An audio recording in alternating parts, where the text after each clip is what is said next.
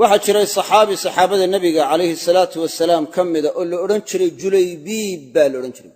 saxaabigaasi wuxuu ahaan jiray mid markaa dumarka kaga qosliya ayuu ahaa, dhallinyarana waa ahaa.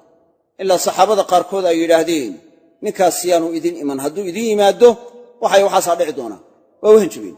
ninku wuxuu ahaa nin qiimo badan, laakiin dadka qaarkood qiimihiisu markaa uma muuqan.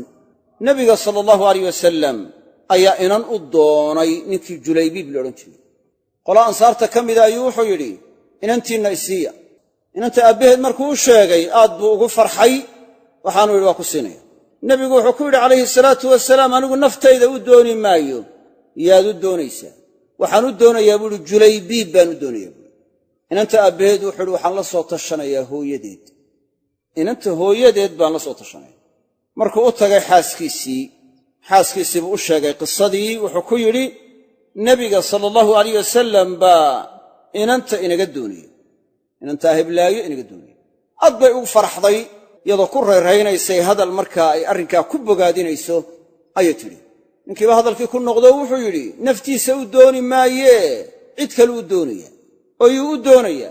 julaybiib buu u doonaya.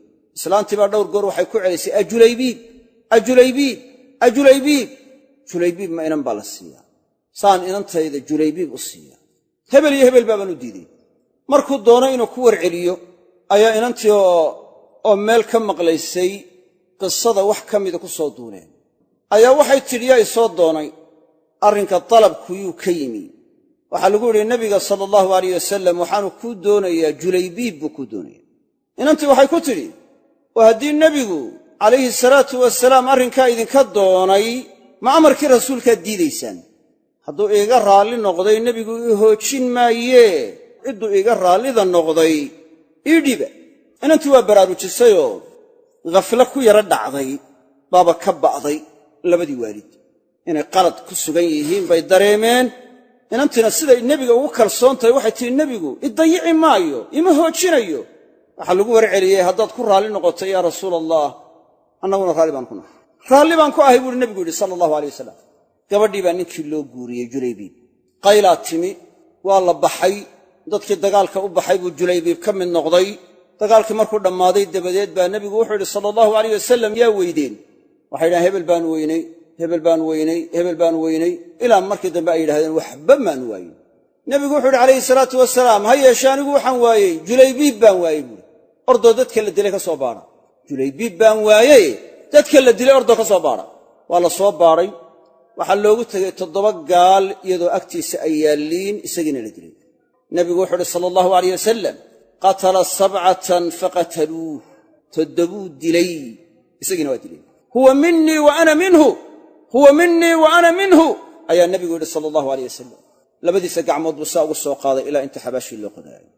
naxashu waxa u ahaa gacmaha nebiga sala allahu alayh wasalam. markii dambana yadaan la maydhin ayuu dhigay xabaashii, markaa luxudkiisaa ku dhigay.